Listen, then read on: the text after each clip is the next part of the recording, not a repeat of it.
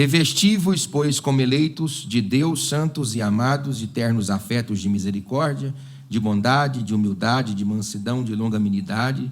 Suportai-vos uns aos outros, perdoai-vos mutualmente, caso alguém tenha motivo de queixa contra outrem. Assim como o Senhor vos perdoou, assim também perdoai-vos. Acima de tudo esteja, porém, o amor, que é o vínculo da perfeição. Seja a paz de Cristo árbitro em vossos corações, o qual também foste chamados em um só corpo, e sede agradecidos. Existe uma fala que nós desenvolvemos ela muito na academia, na faculdade. Se ouve bem quando se olha nos olhos de quem está falando. Na verdade, você não tem habilidade para escutar apenas com os ouvidos. Você precisa fazer uma leitura bem amplificada daquilo que você está escutando. Portanto, eu sugiro que você permaneça também com a Bíblia aberta, para que você possa acompanhar o pastor Presley à medida que ele vai expondo o texto bíblico. Porque se tem algo que eu falo aqui na igreja, é que vocês sejam capazes de julgar aquilo que eu falo mediante aquilo que está escrito. Todo pastor, pregador, professor, mestre, ele tem a obrigação de expor à igreja a proposta escondida no coração do autor bíblico quando o texto foi escrito. Se um pastor prega a palavra de Deus, um professor instrui a igreja de modo geral, e ele apresenta uma proposta que esteja para além destas especificações, então a sua palavra não vai possuir uma metodologia adequada. Até porque o milagre que você necessita não está nas mirabolâncias do meu entendimento ou da minha mente, mas na exposição textual. A palavra que liberta, que consola e que transforma está dentro do texto bíblico. Portanto, é importante nós compreendermos a ideia do autor bíblico quando aquele texto foi escrito. Na semana passada, eu trouxe a ideia de que nós precisávamos remover a nossa antiga roupa. É uma linguagem que eu usei tropológica para dizer da antiga natureza. Tanto é que em Colossenses capítulo 2, versículo 12, você tem: tendo sido sepultados juntamente com ele no batismo, no qual igualmente fostes ressuscitados, mediante a fé, no poder de Deus, que o ressuscitara dentre os mortos. Colossenses capítulo 2, versículo 12, nós temos uma leitura de Paulo aos irmãos que estavam em Herápolis, Colossos e Laodiceia, afirmando-lhes que eles necessitavam ser sepultados em Cristo. Tanto é que Adam Clarke, Kaufman, Ellicott, grandes entendidos, chegam a dizer que o campo dessa palavra é sepultai os vossos membros individualmente. As mãos, os pés, os olhares, a mentalidade. Fazer com que a sua antiga natureza seja sepultada em Cristo. Se as suas mãos te faz pecar, os teus olhos, os teus pés, quaisquer membros do corpo lhe fazem pecar, você deve remover e sepultar isto em Cristo. Na carta de Paulo aos Colossos, no capítulo 3, no versículo 1, diz: portanto, se foste ressuscitado juntamente com Cristo, buscai as coisas lá do alto, aonde Cristo vive assentado à direita de Deus. Então o capítulo 3 trabalha com ressuscitados. E eu só posso trabalhar com ressuscitados porque primariamente eu fui morto. Morto em quem? Morto na pessoa de Cristo. Então eu preciso entender que Paulo está abordando um assunto que está para além de uma divisão capitular. A divisão capitular é capítulo 2, capítulo 3. Eu preciso ler a Bíblia para além de uma leitura capitular. Quem inseriu capítulos na Bíblia foi Stephen Langton, em 1223, se eu não estou equivocado, o arcebispo da Cantuária. Foi ele que indicou esta ideia capitular na Bíblia. É bom, é interessante, é dinâmico, é didático, mas eu preciso compreender a mente do autor para além de uma leitura capitular ou versicular. Paulo está dizendo que as pessoas morrem em Cristo, e agora ele vai tratar com pessoas que ressuscitam em Cristo. Eu só ressuscito porque primeiramente eu morri. Então, no capítulo 3, ele vai dar a nova roupa, preste atenção, daquele que ressuscita. A partir do versículo 12, você tem esta nova roupagem do crente que ressuscitado está em Cristo. E ele diz: revesti-vos, pois, como eleitos, santos e amados. Primeira coisa que você precisa entender e eu quero entrar nesse texto abordando isso, é que você precisa conhecer a natureza da pessoa, do indivíduo que você é. Paulo fez uma categorização aqui. Ele nos chama de eleitos de Deus. Depois ele dá 2 epítetos, 2 características daquele que é eleito. São santos e são amados. Essa expressão eleitos de Deus, ela pode ser melhor definida lá na carta de Paulo aos Efésios, no capítulo 1, dos versículos 4, 5 e 6. É um nome, obviamente, dado a toda a igreja de Jesus Cristo, de pessoas que foram eleitas para este privilégio. Qual privilégio? De serem adotadas por Deus na pessoa de Jesus Cristo, o novo Adão. Se Adão encaminha para a humanidade a culpabilidade e a condenação eterna, em Cristo Jesus, o novo Adão, toda a humanidade anteriormente condenada, agora pode ser redimida na pessoa de Cristo. Toda a humanidade é no sentido do universalismo, que Deus salvará a todos? Não. A Bíblia diz em João 3,16, porque Deus amou o mundo de tal maneira que deu o seu Filho unigênito para que todo aquele que nele crê não pereça, mas tenha a vida eterna. No capítulo 1, versículo 12, diz também a mesma coisa. Aqueles que creem na pessoa de Cristo são ressuscitados nele e pode agora de criatura serem filhos de Deus. Então eu preciso assumir esse estado de um eleito de Deus, que possui 2 características latentes. Primeiro, eu sou santo, depois eu sou amado. É interessante nós compreendermos isto, porque a resposta de Deus em relação ao pecado se dá na justificação, na santificação e na glorificação. A justificação é um ato de Deus para mim, portanto não depende da minha pecaminosidade, depende do carimbo que eu recebi. Eu sou justificado por Deus. Logo é de Deus para o Presley. A santificação é do Presley para Deus e a glorificação é um estado. Na justificação ele me livra da pena do pecado, na santificação da influência do pecado, na glorificação da presença do pecado. Quem é este indivíduo que está dentro desse tripé? É o eleito de Deus. Só que o eleito de Deus, ele tem 2 epítetos, 2 caracteres, 2 adjetivos muito bem fundamentais. Primeiro, eles são santos, depois eles são amados. Tanto é verdade que, se você for continuar o texto, você vai perceber aqui, evangelista Charles, revesti-vos, pois, como eleitos de Deus, santos e amados, de ternos afetos de misericórdia, de bondade, de humildade, de mansidão e de longanimidade. Agora, olha aqui para o pastor, porque eu vou começar a aplicar esse texto à medida que eu exponho para que você possa compreender. Notai-vos que a partir do versículo 13, você tem uma palavra, suportai-vos uns aos outros. Eu quero que você repita essa palavra, suportai-vos uns aos outros no 3. 1, 2, 3. De novo, 1, 2, 3. Note que é uma palavra de extrema dificuldade. Tanto é que só pode suportar uns aos outros quem é eleito de Deus, quem é santo e quem é amado. Veja bem a leitura dinâmica e corrida do texto. Deus está dizendo assim: Presley, eu preciso que você suporte as pessoas. Eu não suporto as pessoas, ó grande Deus. Paulo, eu não consigo lidar com os meus irmãos. Eu não consigo lidar com a hipocrisia. Eu não consigo lidar com as dificuldades relacionais dentro da igreja. Eu não consigo ter que lidar com pessoas que têm 2 faces. Aí a própria Bíblia vai impor sobre mim essa responsabilidade. Mas ela não impõe sobre mim se eu não for um cristão autêntico. Ela vai impor sobre mim se eu for um cristão autêntico.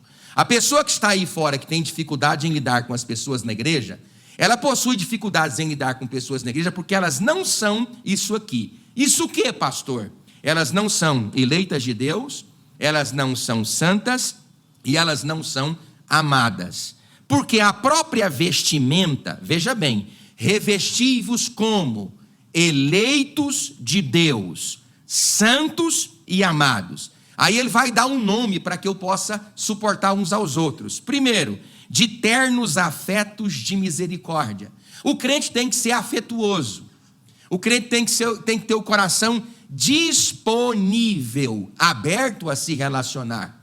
O crente não pode ter belida nos olhos, olho turvo, enxergar os aspectos relacionais da igreja com contrariedade. O indivíduo que não tem essa primeira veste, ele não pode se relacionar na igreja.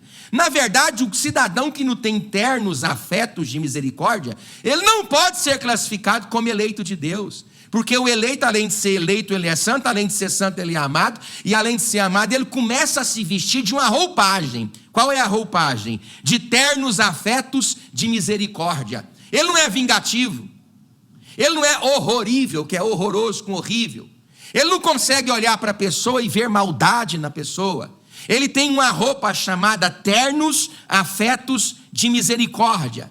Ele não é alguém que taca pedra, ele é quem estende a mão. Ele não é alguém que empurra, ele é alguém que abraça. Ele não é alguém que impõe, ele é alguém que propõe.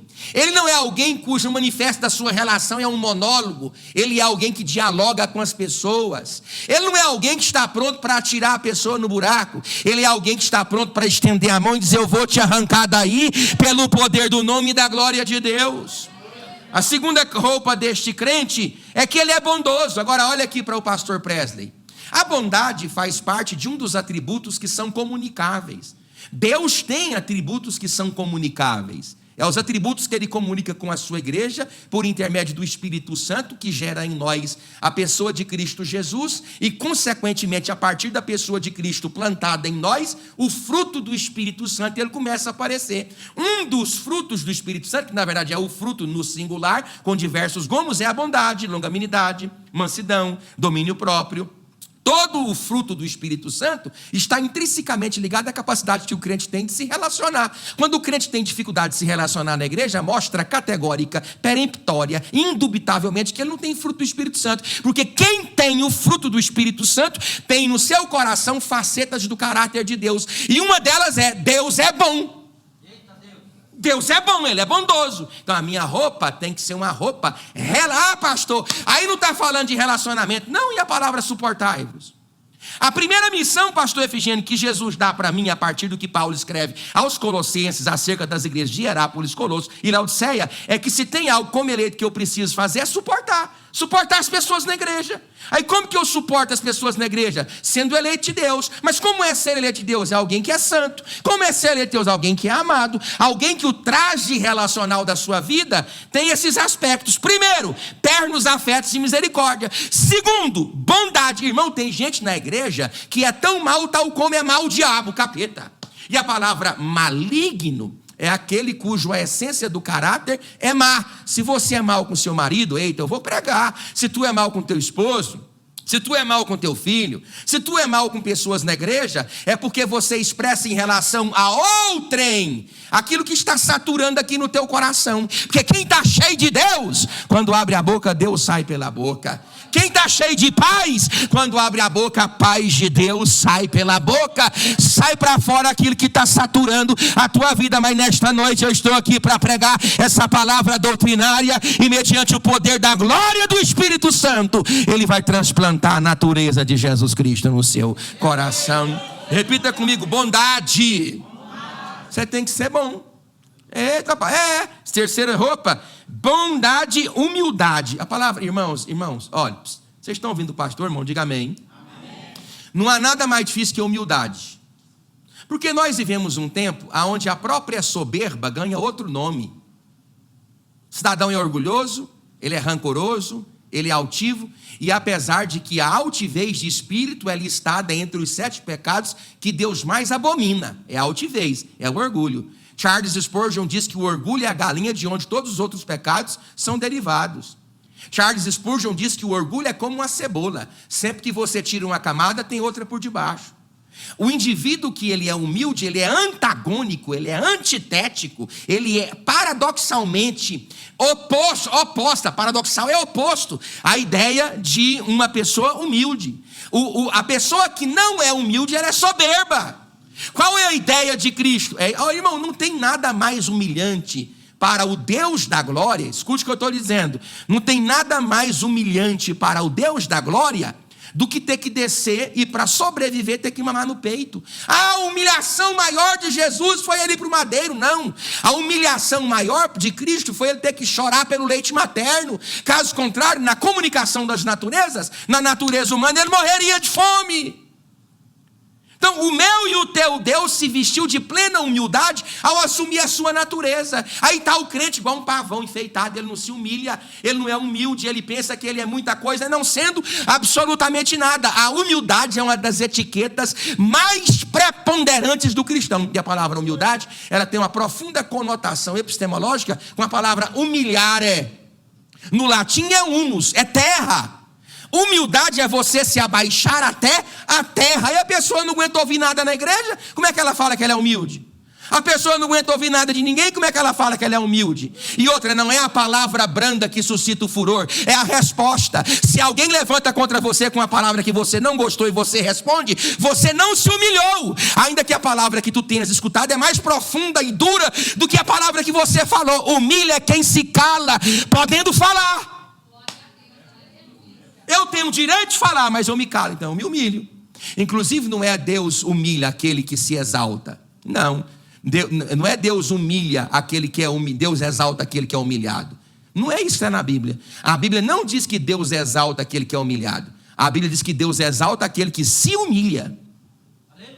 É totalmente diferente. A pessoa falou com você alguma coisa, você tinha autonomia, você tinha direito, você tinha a oportunidade de revidar a acusação que tu recebes. Mas você, a despeito de ter a oportunidade de revidar, você se cala. Aí por você se calar, o seu silêncio é aquela situação, uma humilhação. Aí quando você se cala, Deus te exalta. Agora quando você põe a mão para fazer aquilo que Deus vai fazer, Deus recua dele. O meu conselho para você nesta noite é: vista-se de humildade, porque você é um eleito de Deus. Terceiro lugar, mansidão. Repita comigo: eu preciso. Fala alto, ser manso. Já viu aquela mulher rixosa? Ô bicha véia, perturbada. Ô demônio. Você olha para ela assim, você pensa: meu pai, o que? Sabe por quê, irmão? Irmão, eu posso pregar, diga glória a Deus. O homem constrói a casa, mas quem faz da casa o lar é a mulher. O homem não tem condição de fazer. O homem pode ter dinheiro, o homem pode ter recurso, o homem pode ter grana, o homem pode ter o que. Mas o homem não consegue ter habilidades psicobiosociais de transformar uma casa, ainda que seja uma mansão, num lar. Só quem faz é a mulher. A mulher consegue com o homem tudo que ela quer, desde que ela saiba como falar, onde falar, do jeito que falar. Mas o cabra entra dentro de casa, estressado do trabalho, cheio de problema, arrebentado psicobiosocialmente. Ele deu com o funcionário, ele deu com o patrão, ele dá com dívidas, o boleto está atrasado, a água está quase cortando, a energia está quase cortando, ele tem que colocar o pão, ele tem que colocar a carne. Aí chega em casa, no ambiente de paz, tem um demônio lá.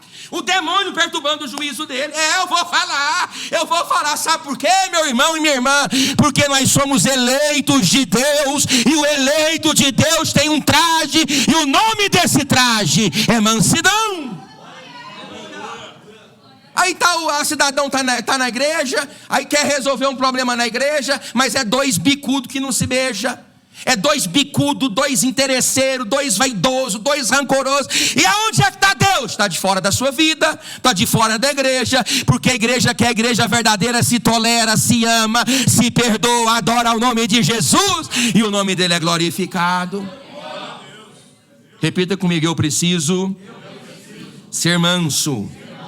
Repita: eu preciso ser longânimo.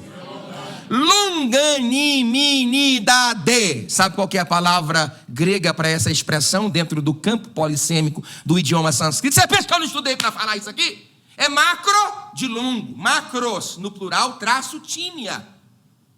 É a palavra usada para paciência, para longanimidade. É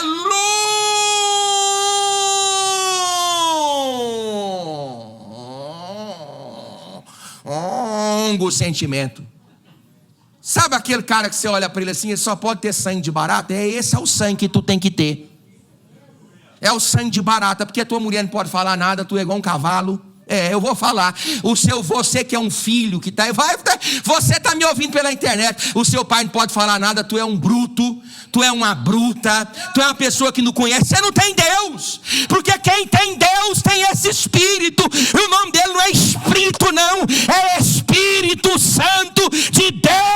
atua na natureza da pessoa.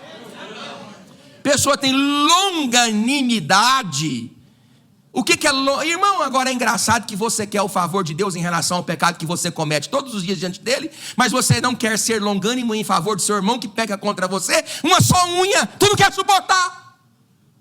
Você está vendo que nós temos uma incoerência na igreja muito grande? Nós temos uma incoerência relacional que ela é fenomenológica. Por quê? Porque muito daquilo que nós desejamos em relação àquilo que as pessoas fazem conosco é só o que a gente quer receber, mas a gente não quer plantar fornecendo. Como que eu planto para receber humildade sendo humilde com as pessoas? Como que eu planto para receber bondade sendo bondoso com as pessoas? Como que eu planto para receber carinho sendo carinhoso com as pessoas? Como que eu planto para receber atenção sendo atencioso e atencioso das pessoas? Quando você planta estas verdades vêm como floresta de Deus para a tua vida. Você pode dizer glória a Deus? Repita comigo: eu preciso assumir o meu novo estado. Repita: porque o antigo foi morto na pessoa de Cristo. Então, se o antigo foi morto na pessoa de Cristo, o novo deve se ressuscitar na pessoa dele. Então, notem o complemento dessa ordem. Por que tudo isso aqui está aqui, querido irmão Richard? Para que você, Richard, seja capaz de cumprir a ordem. Até então não há nenhuma ordem. Até então há uma descrição. Há uma descrição carregada de uma ordem, é verdade. Mas há uma descrição. A ordem aqui ela é imperativa.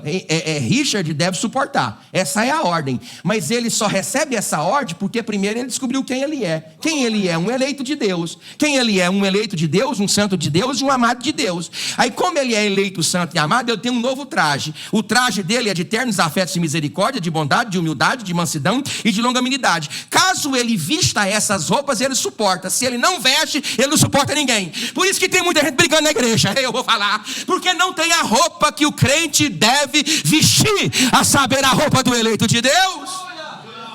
Aí está o pastor o tempo todo no gabinete, acoitando, apagando fogo, apagando confusão, apagando bagunça, pastor Vigênio.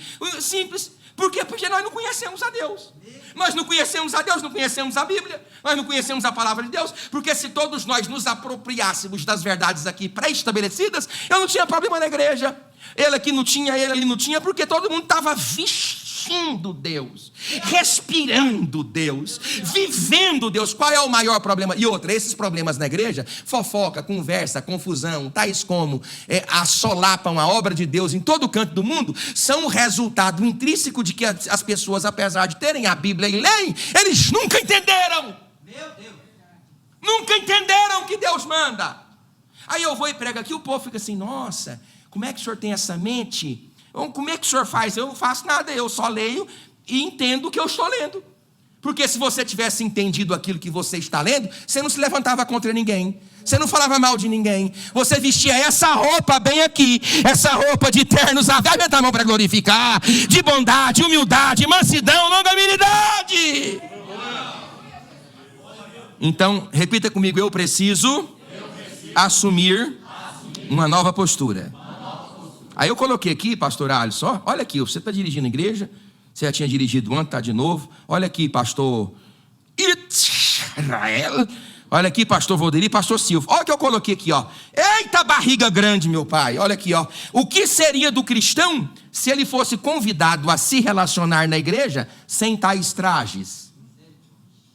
Não, eu fiz uma pergunta, lindezas, perfumes. Ou perfumes de Cristo. Olha aqui, o que seria do cristão? E eu estou até abotoando aqui, bem, para mostrar para você que eu estou emagrecendo. Glória a Deus. Diga comigo. Olha aqui, o que seria do cristão se ele fosse convidado a se relacionar na igreja sem esses trajes? Como é que é um casamento sem esses trajes? Como é que é o tratamento entre funcionário e patrão sem esses trajes? Como que é a vida comunitária da igreja sem esses trajes? Que trajes, pastor? Os trajes que eu falei, ternos, aí a Bíblia manda se relacionar. Sim ou não? Sim. Sim ou não? Sim. Só que você se relaciona sem essa roupa. Aí como você se relaciona sem afetos de misericórdia, sem bondade, sem humildade, sem mansidão, sem longanimidade? Na verdade, isso aqui é um terrorismo, viu, Leandro? A proposta do texto é fazer com que os verdadeiros cristãos se submetam às estupidificações de gente que está na igreja e que nunca floresceu em Cristo. Aí ele atribui a nós, que somos cristãos, quem tem que aguentar é o mais crente. Aí o marido casa com uma diaba, eu vou falar, meu Deus, eu vou falar. Aí ele casa lá com a diaba, mas fica com ela, irmã, fica com ela. Esse demônio vai sair. Aí ou a mulher casa com o diabo, fica com ela também. Esse demônio vai sair. Se você crer, levanta a mão e diga glória a Deus. Aí quem é mais crente, eu vou pregar. Quem é mais crente, que tem terno afeto de misericórdia. Aí olha a mulher, mas ele tem terno afeto de misericórdia, ele não mata. Aí ele olha para o matar aqui, irmão, no sentido, sabe, genérico, não é matar não, pelo amor de Deus. Aí como ele tem bondade, como eu tenho mansidão, oh glória, como eu tenho humildade, como eu tenho longanimidade. Aí está a mulher pisando no pé dele, está ele pisando no pé da mulher, está o crente dando trabalho na igreja, mas a glória do Espírito Santo é tão grande na vida dos eleitos de Deus. Aí por isso, pastor Alisson, que ele está aqui, ó, suportai-vos, que é a sua obrigação suportar a tua mulher. E a obrigação da tua mulher é suportar você. E vocês não podem colocar um fardo adicional ao fardo da suportação. Por que nós casados, de modo geral, vou pôr eu também no pacote, por que nós acrescentamos ao nosso relacionamento um peso para além daquele que ele já é? Lidar com essa mulher é difícil, rapaz. E ela ter que lidar comigo também é difícil, porque eu tenho todo peso. Por que você tem que jogar outro peso? Nós nos convivemos na igreja, já é difícil. Tu pensa diferente de mim, tu vai aonde eu não vou, a tua ideia é outra da minha. Por que para além dessas dificuldades, o crente tem que botar mais problema? Por que nós temos que acrescentar coisas mais ruins? Não. Deus está nos chamando para entregar a nossa vida uma veste transformada, e é a veste do poder do sangue de Jesus. Então o que seria do Presley se ele fosse convidado a se relacionar na igreja sem essas roupas? O que seria de mim? Repita comigo, só sofrimento no 3, 1, 2, 3. Agora vamos aqui, ó. 2 epitetos aqui são destinados, definidos aos indivíduos que se categorizam como eleitos. São 2. Para fazer o quê? Para fazer com que você suporte o processo. Qual é o processo? Está aqui. Primeiro, suportai-vos uns aos outros. Tanto que é difícil, irmão, essa pessoa que está do seu lado. Tanto que é complicado isso aqui, porque você está lidando com uma pessoa, e outra coisa, ele é seu irmão em Cristo. Então Paulo reconhece a natureza dificultosa desse processo. Aí ele coloca aqui alguns verbos. Eu vou ler com vocês os verbos.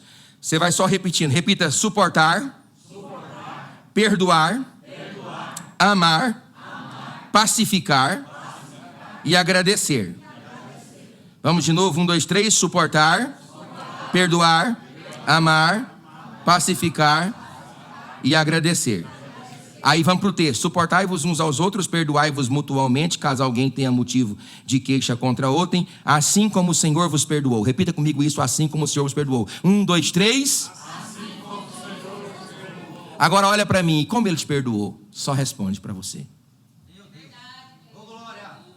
Como que ele te perdoou? Quais os limites desse perdão? Quais as definições desse perdão? Lá na parábola do credor incompassivo, você tem 10.000 talentos de ouro como dívida de alguém que foi perdoado pelo grande rei, de forma a ilustrar o perdão de Deus em relação a mim. Sabe quantas vezes você precisa ressuscitar e trabalhar numa cadeira de CLT? Durante toda a sua vida, 152.600 vezes você precisa morrer e voltar na terra e trabalhar 8 horas ininterruptas cada dia da sua vida para pagar essa dívida. Desde que Pompeu entrou na Judéia, Pérea, Idumeia e Itureia, ele impôs, a partir do governo que ele toma dos Macabeus e dos Seleucidas, uma carga tributária para a Judéia, Pérea, Idumeia, Traconia, de Samaria e Jerusalém de 800 talentos de ouro por ano. Sabe qual é a dívida desse homem? 10.000 talentos de ouro. São necessários 10 caminhões carregados de ouro puro para pagar essa dívida. Como que se paga uma dívida que não pode ser paga com dinheiro? Com perdão. Quando a Bíblia diz assim, que eu preciso perdoar o outro como ele me perdoou, eu preciso ser honesto e fazer essa pergunta: como ele me perdoou? Quais foram os limites do seu perdão em relação a mim? Foi assim, então esse deve ser o meu limite do perdão em relação ao outro. O marido não perdoa a mulher não perdoa o marido, o filho não perdoa o pai, o membro não perdoa o pastor, o membro não perdoa a liderança. Vocês nunca conheceram o Senhor. Meu Deus, aleluia. vocês nem escutaram sobre ele.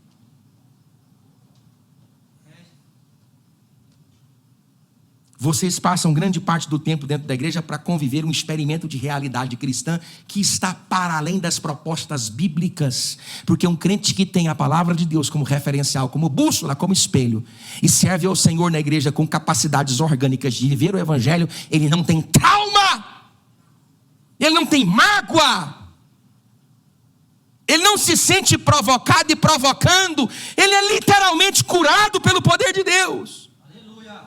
Aí você tem os verbos: suportai-vos uns aos outros. Como? Como que eu suporto? Perdoando. Não leva adiante a causa. Deixa para lá essa causa. Deixa para lá essa rixa. Cure o seu coração. Segundo lugar, perdoai. Perdoai-vos mutualmente. Incondicionalidade do perdão não é sobre quem deve, sempre será sobre quem perdoa. Repita comigo: quem perdoa, perde. Fala: perdão aumentativo de perda. Do jeito que perdão aumentativo de perda, perdinho é o diminutivo. Quem perdoa, perde. Quando a Bíblia ordena que você perdoe, a Bíblia ordena que você assume a dívida. A pessoa que perdoa, ela vai perder. Não tem como alguém perdoar sem perder, porque geralmente a sua reputação foi perdida. Por exemplo, o que é alguém que fala mal do outro? Alguém que fala mal do pastor Presley, alguém que fala mal da minha casa, alguém que fala mal da igreja, alguém que fala mal de você. Ele sobe lá no Everest, a 8.000 metros de altura, aí ele rasga um travesseiro. Vocês estão ouvindo o pastor, irmão? Diga amém. Ele rasga um travesseiro, as plumas são carregadas de norte a sul, de leste a oeste. Aí ele se arrepende no caminho, ele se arrepende e vai lá e vai te pedir perdão. E você perdoa. Aí fica a pergunta: quem é que vai dar conta de acatar as plumas que voaram por todo o horizonte? Por isso que é um processo em que a pessoa que tem condição de fornecer o perdão para esse indivíduo precisa ter uma profunda consciência de que antes dele perdoar o outro, ele foi inicialmente perdoado por Cristo. Por isso que na oração do Pai Nosso, o perdão em relação ao outro está condicionado ao perdão de Deus em relação a você e vice-versa. Tanto é que na oração diz: perdoa as nossas dívidas, assim como nós temos perdoado os nossos devedores. É uma das respostas de Deus que a resposta em relação a você depende da sua resposta em relação ao seu irmão. Eu não estou lhe dizendo que só quem faz isso é doido e crente, eleito. Outra pessoa dentro da igreja, nominalista, não faz. Quem está aqui para ver, não faz, ele não consegue perdoar. Porque é impossível você fornecer esse perdão se você não for revestido daquela roupa que eu falei no começo. É impossível. É simplesmente impossível viver.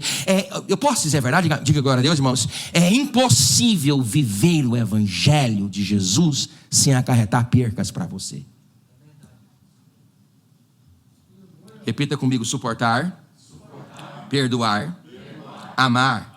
Olha aqui, acima de tudo, e é engraçado que as coisas vão se construindo sistemática e paulatinamente. Olha, acima de tudo esteja o amor, vínculo da perfeição.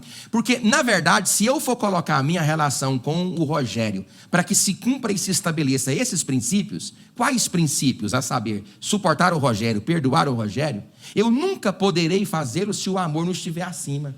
Porque olha o que diz o texto: acima de tudo esteja o amor, como vínculo da perfeição. Então, quem me vincula ao Rogério, ainda que me vincular a ele, é me vincular a essa responsabilidade, é o amor de Deus em mim manifesto através de mim em favor dele. Caso contrário, ninguém. Por que as igrejas não se toleram? Por que as pessoas não se suportam? Por que as pessoas falam mal na igreja? Por que temos fofoqueiros na igreja? Porque são pessoas que absolutamente nunca conheceram o Senhor Jesus. Uma porção de nominalistas dentro da igreja. Gente que está aqui apenas para estar. Mas eu sou este homem aqui. E o meu compromisso, sempre às terças-feiras, é vos trazer verdades duras que geralmente vocês não querem ouvir. Mas pelo menos quando a trombeta tocar, eu não receberei sobre os meus lombos a penitência nem a condenação. Porque toda a verdade de Deus que te liberta, eu estou anunciando nesta casa. Então eu vou te dar um conselho aqui agora. Você quer ouvir? Diga agora a Deus: perdoe seu esposo, perdoe seu marido, perdoe seus filhos, perdoe seus pais, perdoe seu pastor, perdoe a sua igreja, perdoe as pessoas que estão do seu lado. Deus tem coisa grande para você.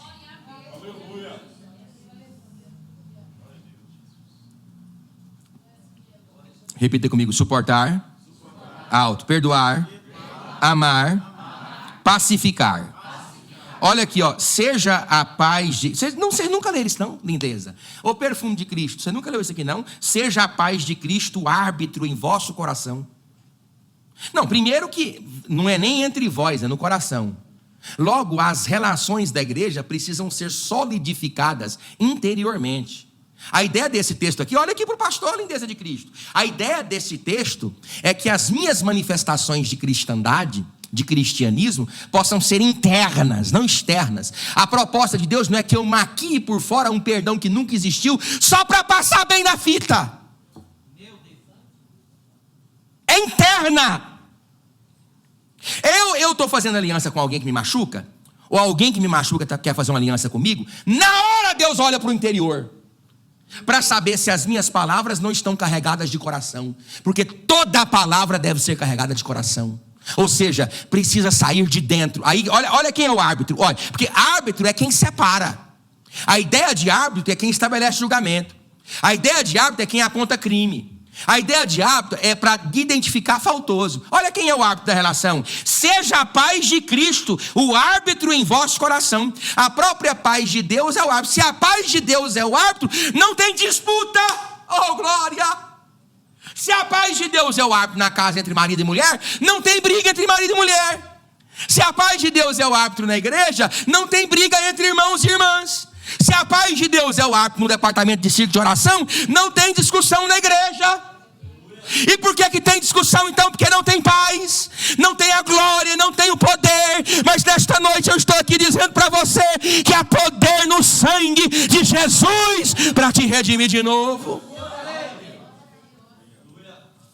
Seja a paz de Cristo, abre negócio do coração. Se a paz é quem julga, então não há julgamento, pois não há causa, uma vez que a paz diluiu a causa que anteriormente poderia existir. Olha aqui para mim, você não tem motivo de carregar mágoas de ninguém. Você não tem, sabe por quê? A não ser que você não seja eleito de Deus. Aí você tem, carregue tudo, mágoa, morra com essa mágoa. Morra, tem nada não. Agora, se tu és um eleito de Deus, santo amado, revestido de ternos afetos de misericórdia, de bondade, de humildade, de longanimidade, de mansidão, aí é impossível você carregar para o seu coração algum sentimento que tais vestimentas não deixam entrar.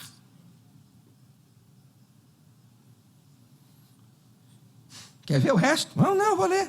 Acima de tudo esteja, porém, o amor, que é o vínculo da perfeição. Repita comigo: seja a paz de Cristo o árbitro em vosso coração, o qual também foste chamados em um só corpo. Agora alto: e sede agradecidos. Quando um marido briga com a mulher, porque tem mulher, irmão, e tem homem que não dá, você fica olhando assim, você pensa assim, não tem como eu dar certo.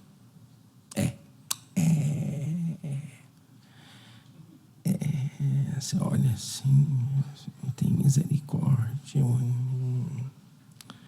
Eu me lembro que eu atendi uma época, muitos tempos atendendo, muito tempo.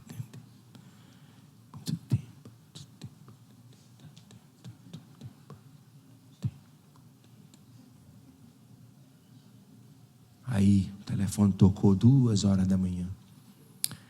Eu disse: Senhor, agora eu acabo com esse casamento hoje. Eu mesmo acabo. Eles não precisam acabar, não. Eu vou acabar hoje. Você não sabe, irmão. Não. Você não sabe o que é noite sem dormir, não. Porque a função do pastor é resolver um problema que ele não causou. Essa é. Você está achando que... Está ali os irmãos da igreja aqui, ó. Igreja semear. Você está achando que esse povo da igreja aqui quer ouvir eu falar essas coisas? Quer não. Nada.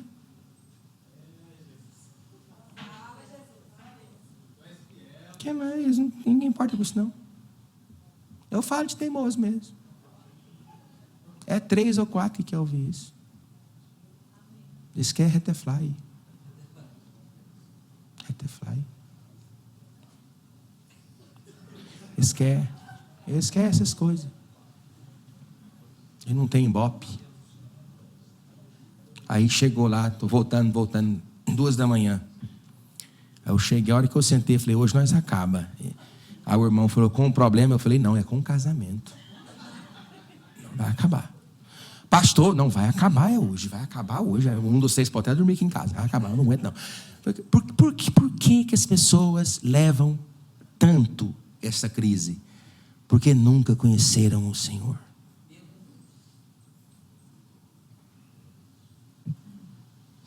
Ah, pastor, mas é porque minha mulher o senhor não conhece. Eu sei, ela nunca conheceu o Senhor. É, pastor, porque o meu marido o senhor não conhece. Eu sei, ele nunca conheceu o Senhor. Porque quando a mulher assume para si aquilo que ela não deve assumir, ela monstrifica o casamento. Quando o homem assume para si o que ele não deve assumir, ele monstrifica o casamento. Porque as categorizações que dão sustentabilidade relacional e matrimonial são a definição dos papéis. Os papéis dentro de um casamento têm que ser muito bem definidos. E hoje nós vivemos num mundo globalizado. Por exemplo, a renda de um só não consegue consubstanciar as despesas domésticas. Então, geralmente, os dois trabalham. Sabe qual é a média de vista entre cônjuges dentro de uma casa? Quanto tempo eles passam juntos na pós-modernidade? Em torno de 1h30. E eles não se suportam, porque nunca conheceram o Senhor.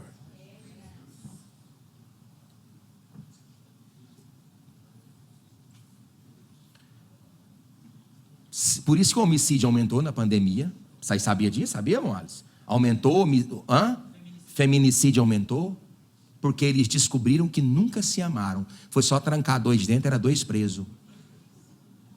E outra, repita comigo, todo casamento é uma prisão sem grades. Agora, a qualidade da prisão é determinada pelos cativos, pelos encarcerados, pelos presos. Eu estou preso, essa mulher minha bem aqui, essa bicharréia. E ela está presa a mim. O meu casamento com ela é uma prisão. Agora, a qualidade dessa penitenciária depende muito dela e depende de mim. Depende de mim em relação a ela e dela em relação a mim. Agora, você conhece a Deus? Você conhece o Senhor? Seu casamento conhece a Deus? Seu casamento é para a glória de Deus? Então vai tudo bem, ainda que vocês tenham a casa plantada próximo do inferno. As brasas do inferno não tocam na casa de alguém que é protegida pelo Senhor. É igual, eu preguei agora lá no Nordeste, eu falei sobre aquela frase que eu falo, de gente que vive fazendo de dificuldade problema. Eu tenho dificuldades com os meus filhos, ou eu tenho problemas com os meus filhos. Eu tenho 2 filhos, o Isaac e a Débora. Eu tenho problemas com os meus filhos. Os problemas com os meus filhos são dificuldades com a minha esposa. Agora, em vez de eu solucionar problemas com os meus filhos, eu crio outro problema com a minha esposa por causa dos problemas com os meus filhos. É o que mais as pessoas fazem. Transformam dificuldades em problemas. Você já tem uma dificuldade com o seu patrão, já tem uma dificuldade com as contas, já tem uma dificuldade com a sua vida lá fora, já tem dificuldade com os seus filhos. Por que fazer de todas estas dificuldades um novo problema com a sua esposa? Marido e mulher, o pau pode estar caindo a folha, fora de casa, dentro de casa, mas entre os dois, a paz de Deus precisa brilhar nos corações. Que o marido precisa estar bem para lidar com as crises da vida, e a esposa precisa estar bem. Uma mulher virtuosa é a mulher que cura o marido só no olhar. O homem chega em casa cheio do capeta, pode ser até o capeta do diabo mesmo, ou os capetas da vida, que é o boleto bancário, é o patrão enjoado, é o diabo a 4, é o que for. Mas quando ele olha para aquela mulher doce,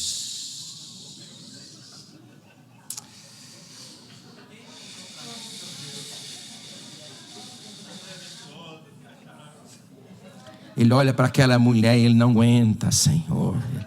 Ele esquece tudo, Senhor. Rapaz. Quantas de vocês, irmãs, recebem o seu marido lá na porta de casa com um abraço e com um beijo? Recebe o seu marido com um abraço e com um beijo, o homem vai lá para cima. Vai, em todos os sentidos. Recebe ele com um abraço, recebe ele com um beijo. Irmãos, olha, é de um orgasmo tão lindo. Eu vou falar, Senhor, eu estou na minha igreja. A mulher que deita com o marido lá no sofá, desliga a televisão e cata piolho da cabeça dele. Ele tem muito piolho, irmão, esse marido seu, muito. Não é esse piolho que você mata ele com, como é o nome daquele trem? Não, esse piolho não, ele tem piolho forte. É o piolho da crise, é o piolho do medo, é o piolho do trauma. A mulher senta no sofá, senta aqui, nego velho, senta aqui. Eu vou coçar a tua cabecinha, eu vou catar piolho. E não vai espremer cravo, não. Não vai espremer cravo, não, que isso aí dói. Vai, rapaz, pelo amor de Deus, irmãos, vivam em paz dentro de casa. Você pode dizer glória a Deus? É na igreja também. E canta o hino que for cantar. Vista a roupa que for escolher. Pelo amor de Deus, para de fazer essas coisas, dar trabalho na igreja. Vai andar a igreja para cá, anda junto, não fala mal não. Vai ficar todo mundo parado, fica parado junto, não fala mal também não. Alguém pisou no seu pé, dá glória a Deus. Alguém não vai contigo, dá glória a Deus. Alguém falou que não deveria falar, dá glória a Deus. Prova para você mesmo que Jesus Cristo botou uma nova roupa no seu coração e o nome de Jesus é glorificado. Diga graças a Deus. Acabou o tempo. Olha aqui, ó. E sede agradecidos. Diga glória a Deus. Aí na semana que vem eu vou falar habite rico. Deixa para a semana que vem, irmãos, que Deus abençoe você. Deus abençoe sua casa, sua família, sua esposa. A ideia aqui, pastor Efigênio, você pode até pensar, pastor Efigênio, que eu estou fora do texto. O pastor puxou. Eu não puxei, eu adiantei. Porque no versículo 18, olha aqui, ó, esposas. Vai apertar. Vai apertar. Esposas, sede submissas ao vosso próprio marido. Não pensa que eu estou falando fora do texto, não. Pastor Presley Camargo, não comete essa ignorância, não. Porque eu estudei foi para não falar besteira. Vai chegar a hora, diga glória a Deus. Então, terça-feira que vem, você pode vir para cá bem arrumadinho, que eu vou curar a sua vida todinha aqui. Você vai voltar para casa de lua de mel em nome de Jesus Cristo. Vamos recolher as ofertas da casa do Senhor e os dízimos. Levante a mão, igreja, de glória a Deus. É assim. Isso é culto de doutrina, meu amigo. A moda antiga. Que é poucas igrejas que você vai achar isso hoje. Ô irmão Charles, os irmãos ficam falando comigo na internet. Aí tem vídeo que eu falo assim, olha para o texto, não falo? Aí pode olhar os comentários. A maioria fala assim, faz anos que eu não escuto essa palavra na igreja. O irmão vai pregar e ele mesmo fecha a Bíblia, depois que ele lê o texto.